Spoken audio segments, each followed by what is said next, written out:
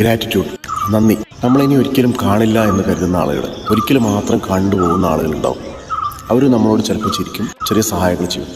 ആ സമയം തന്നെ അവരോട് നന്ദി പറയാൻ നമ്മൾ ശ്രമിക്കണം. ഏറ്റവും ചെറിയ കാര്യങ്ങൾ പോലും നമ്മൾ നന്ദിയുള്ളവനായിരിക്കണം. ലോകത്തിലെ ഏറ്റവും മനോഹരമായ ഒരു വികാരം, ഇമോഷൻ എന്ന് പറയുന്നത് ഗ്രാറ്റിറ്റ്യൂഡ് എക്സ്പ്രഷനാണ്. ഗ്രാറ്റിറ്റ്യൂഡ് ജേർണലിംഗ് എന്ന് പറഞ്ഞൊരു സംഗതി. അതായത് നമ്മൾ ദിവസവും രാവിലെ തന്നെ നന്ദി പറയാനുള്ള ഒരു 5 കാര്യങ്ങൾ കണ്ടെത്തുക.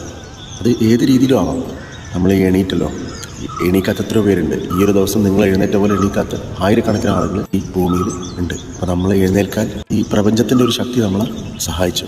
ആ ശക്തിയോട് നമ്മൾ നന്ദി പറയുക. നമുക്ക് കുടിക്കാൻ വെള്ളമുണ്ട്, വസ്ത്രമുണ്ട്, പോകാനൊരു ജോലിയുണ്ട്, അങ്ങനെ പല കാര്യങ്ങളുണ്ട്. അങ്ങനെ നന്ദി പറയാനുള്ള കാരണങ്ങൾ നമ്മൾ കണ്ടെത്തുക. അത് പറ്റിയാൽ ഒരു 5 കാര്യങ്ങൾ നമ്മളൊരു പേപ്പറിലേക്ക് എഴുതാൻ വേണ്ടിയിട്ട് ശ്രമിക്കുക.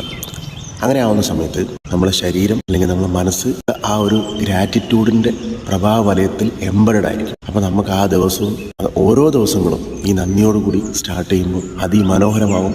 നമ്മളെ ചുറ്റുമുള്ള എൻവയോൺമെൻറ്റും അതിനനുസരിച്ച് തന്നെ നമ്മളോട് സഹകരിക്കുന്നത് നിങ്ങൾക്ക് കാണാൻ വേണ്ടിയിട്ട് സാധിക്കും. അപ്പോൾ ഇനി പ്രതീക്ഷിക്കാതെ, നമുക്കൊന്നും കൂടി കിട്ടേണ്ട ആവശ്യമില്ല, അൺകണ്ടീഷണലായിട്ട് തന്നെ നമ്മൾ മറ്റാളുകളോട് ഗ്രാറ്റിറ്റ്യൂഡ് എക്സ്പ്രസ് ചെയ്യാൻ വേണ്ടിയിട്ട് ശ്രമിക്കണം.